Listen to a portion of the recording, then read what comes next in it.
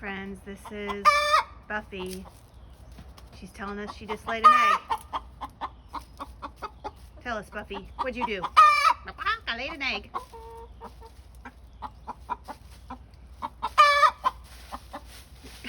That's Buffy telling us she laid an egg. She's so proud of herself. All the other chickens, they came to celebrate.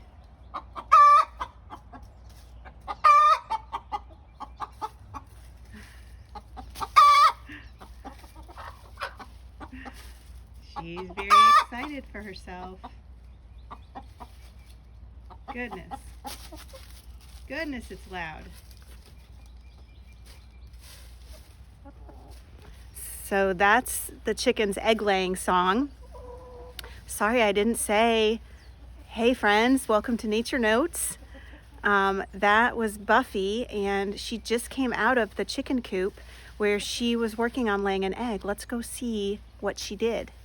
Here we go.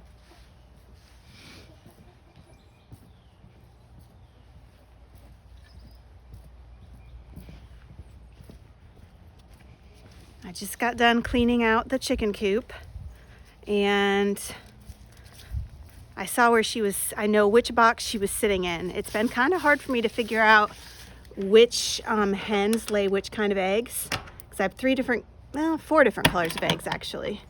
Okay, let's see, here we go.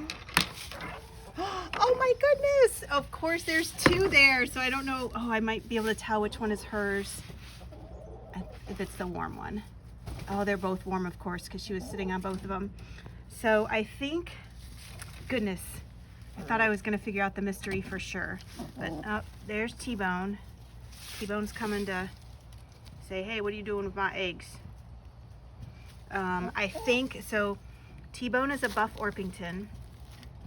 So is Buffy. And I'm pretty sure they lay this color egg right here. This, that really pretty, smooth tan color. Okay, she's trying to protect them. Okay.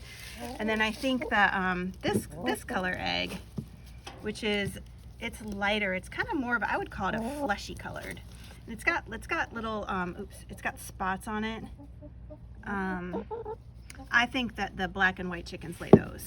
All right, I'll leave you alone. I'm gonna close it up. Oh, you can really see her, her neck has really been getting pecked a lot.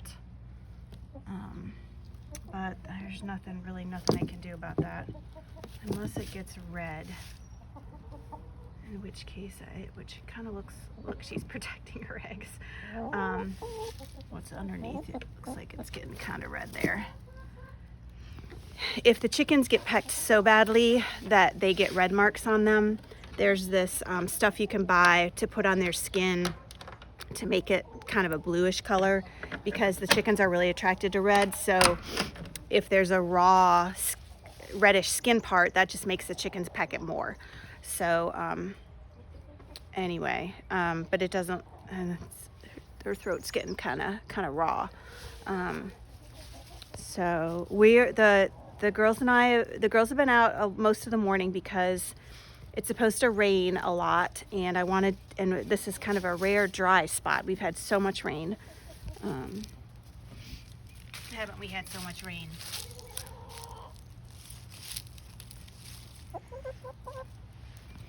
So it's been really cold, as you all probably have noticed.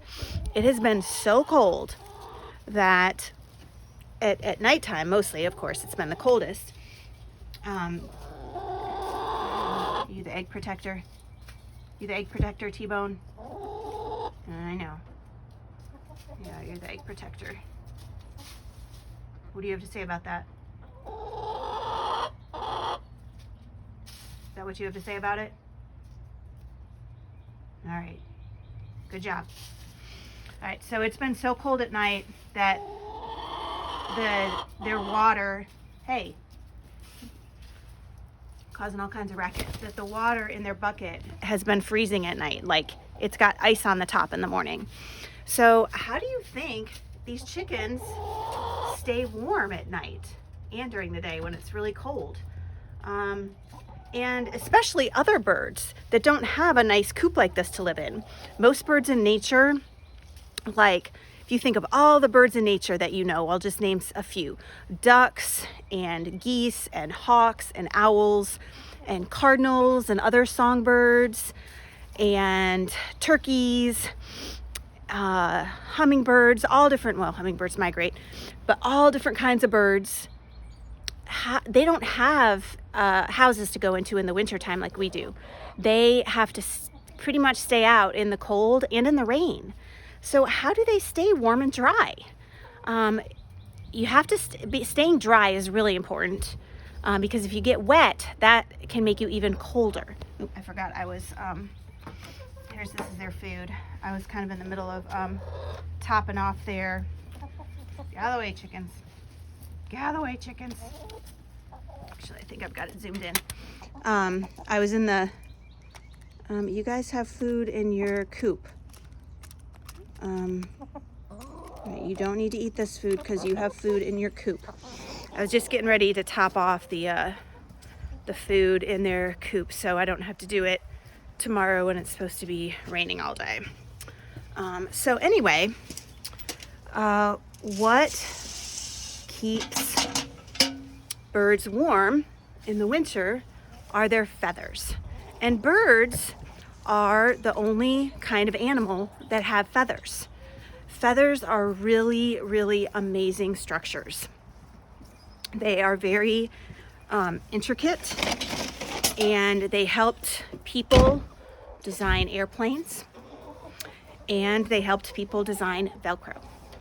So let me get, let's see, I have some things in here. They think they're getting treats. I'm not getting you treats. Here's one of the eggs I got today. It has a lot of poop on it, so this one I definitely have to wash off. The eggs don't have poop on them. I generally don't wash them because they have a protective coating on them that keeps them really fresh. But this one, yeah, I'm gonna be washing that one. Yuck.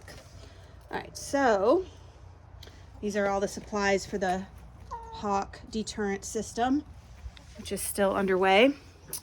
And I thought oops, I just dropped a feather. I thought we'd talk a little bit about feathers today.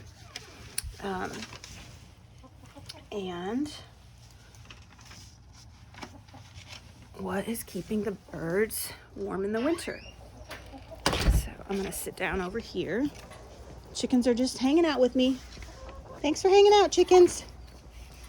All right, so I wrote some notes, so don't forget what I want to say. So birds have different types of feathers. So we're gonna start off by talking about the down feather. So here is a down feather. It's in a bag. I'm gonna take it out of the bag. You guys can watch the chickens while I'm taking it out of the bag. They like to perch on this. Look at them all lined up. They're so cute. I was just hanging out with me. All right, whoa, look at how fluffy and fine this down feather is. Look at that. It's so fluffy. Look at it blow in the wind. So these are the feathers that are closest to the skin or the body of the bird. You can see they're loose and fluffy, unlike the flight feathers that are stiffer. And the purpose of these feathers is to trap the warm air close to the bird's body. And that warm air comes from their body because, like we talked about in class, birds are warm-blooded. So this keeps the warm air trapped close to their body and keeps them warm. That's the purpose of this feather. And then wing feathers or flight feathers are stiff and flat. I don't have one of those right now. Make sure, okay, good, the camera's still going. But we'll look at one of those another day. Probably most of you have seen a bird feather that's stiff and flat. Those are wing feathers, and they are made to also keep birds dry and warm, and they're also used for, they also help birds fly. So they have to be really lightweight. So not only they have to be strong, lightweight, waterproof, and windproof. They have to do all those things. That's why feathers are such amazing structures. So let's, I have one other kind of feather to show you. It just blew away. Oh, here it is. Here it is, blowing around. So this is called a contour feather. So these feathers overlap on the body of a bird, and not just chickens. We're talking about kind of all types of birds. So you can see really well because of the pattern on the black and white birds. So the contour feathers are the feathers all over the body that overlap like shingles on your roof. And they help birds be aerodynamic, and they are windproof and waterproof. So literally, water just rolls off a bird's back. So there's a saying that if, like, for an example, if somebody says something mean to you, you can say, well, that just rolled off me like water on a duck's back. Just rolled off like water on a duck's back. Like, it didn't even bother me. Or if somebody gives you, if you give somebody advice and they don't pay any attention to you, it just rolled off like water on a duck's back, because that's what water literally does on a duck's back. It rolls off because the feathers are so waterproof. So this, as you can see, this kind of contour feather is a little different than, than the contour feather is a little different than the down feather that we just had, which also blew away. That's okay. You saw that one. So this contour feather has a waterproof part up here, the waterproof windproof part, and then the part down here is more like down. So this is the part that's close to the bird's body that will continue trapping heat, and these are the parts that overlap and are exposed to the elements. Remember, to maintain that waterproofing ability, the birds have to spend a lot of time preening. And we have talked about that before, but it's good to talk about it again. The birds have to keep their feathers in good shape and keep, I guess we have to look at the diagram first, but this is like a really cool feather. It's got a couple chunks out of it. You can see, yeah, it's got these chunks out of it actually are probably from another bird pecking it. They really do peck each other a lot. I wish they were nicer to each other. Here's a diagram of a feather. And so I'm going to explain to you how the feathers are structured to keep them waterproof, to form a waterproof and windproof layer over the bird. All right, so here we have, this is the middle part of the feather called the rachis.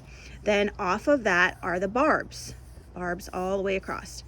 Off of the barbs are barbules. So each barb has barbules that come off of each side. So when you put two barbs together, those barbules overlap, and there are tiny little hooks. I tried to draw some here. Tiny little hooks where the barbules hook onto each other when they overlap. And that is the idea. That structure is what Velcro was designed after. Yes, it's true. And that's also what causes the waterproofing and windproofing structure of birds' feathers. And that's also what they're doing when they're preening, is they're maintaining this structure. Because if there's any hole or part where these will pull apart and go back together, if there's any area where there's a hole in there, water can get in, and if the water gets onto their skin, that can make them very, very cold. And if animals can't stay dry and birds can't stay dry when it's cold out, then they'll probably die. So they need to stay dry. They need to stay dry, and so that is really cool. I think that's all I have right now. Yeah, I think that's all I have. Except for, No, I guess that's all I have right now. I do have some birds coming to the feeder, but maybe we'll do that. We'll do that a different day. Anyway, thanks for coming to Nature Notes. Bye, friends.